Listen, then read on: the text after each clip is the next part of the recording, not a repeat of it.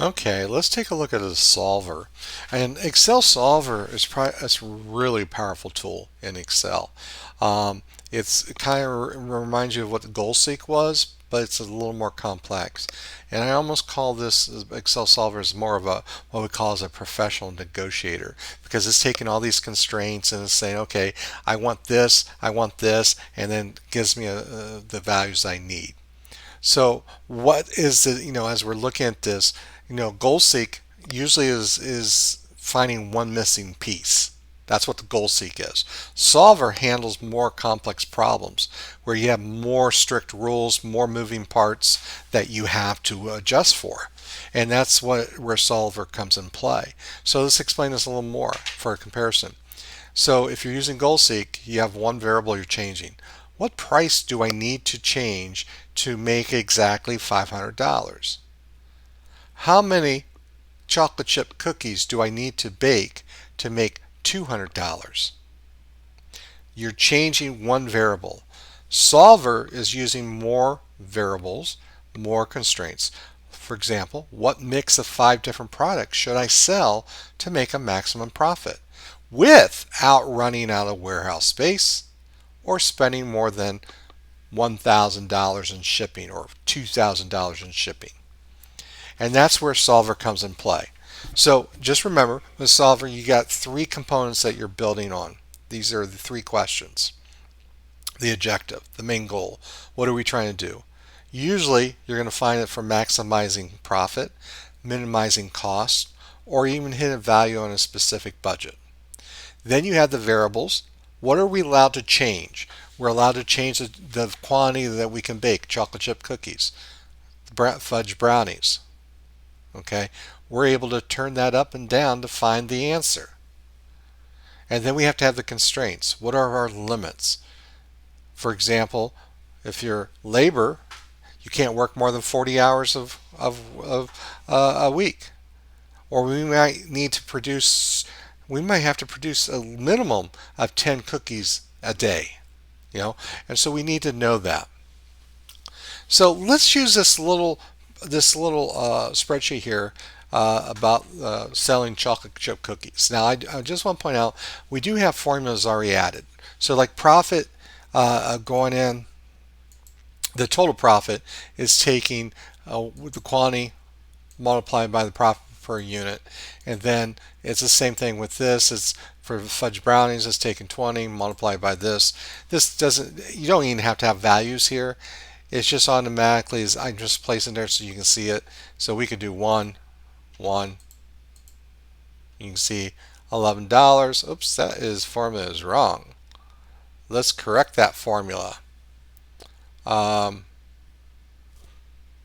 What did I do there? Oh, I said B2 plus 8. Okay, so let's redo that. B2 times C2. There we go. Make sure you correct that if it's not already corrected. Hopefully I will correct it before I move on. Then if we come down here, we have, for example, oven space. It's just taking the items being cooked, B1 plus B3, B2 plus B3. Budget ingredients that we need to worry about. B2, there's a certain formula we're going to be using. B3 is taking up a little bit more because we have more ingredients for brownies than we do chocolate chip cookies. And we do have a brownie demand, depending on what we have up there that's just there to kind of showcase some things. And then over here is like available space in our oven. So that's a constraint that we have here. Okay, so what we want to do is we want to maximize the total profit. We need to know the variables of how many cookies to bake, how many brownies to make. Now we have constraints. They only have room for 100 items. Okay, room for 100 total items. They have a $50 budget for ingredients. $50 budget for ingredients. This here is telling us what the budget is. Here's the formula there as we're going to calculate. Demand. They know they can't sell more than 60 brownies. Okay, so I want to see if the solver is going to work. And all I did here is I changed the quantity to bake to 0 and 0. And what I want to do here is I want to click on solver. And what I want to do is I'm going to choose the grand total. Okay, you could type it in or select the cell. Okay. And then I want to make sure max is selected. What are we changing? The quantity bake of chocolate chip cookies and fudge brownies. So the changing variable cells, you click on this, you choose the two cells. Those are the ones we want to know. Okay. Now, the constraints, we have a section here called constraints. And that's where we start adding the constraints that we're looking for. So you can see I already have a couple added. And what I'm doing here is I'm taking the constraint, I don't want to exceed 100 items.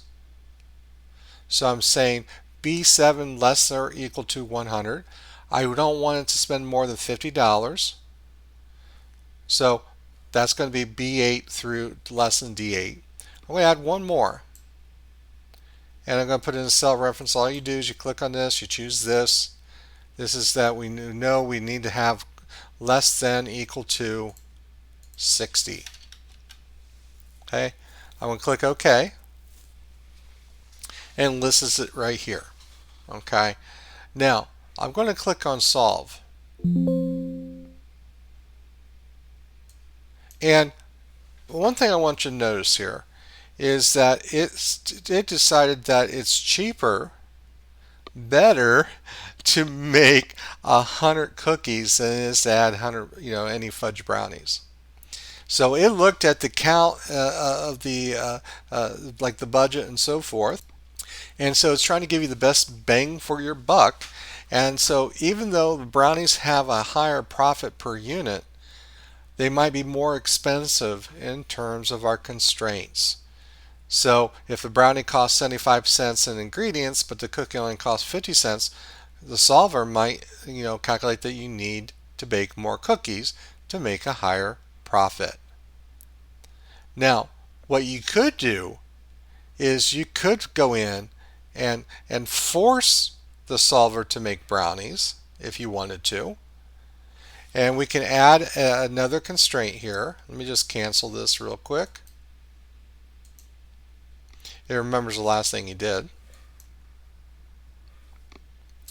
And I'm going to select B3, quantity of the fudge brownies.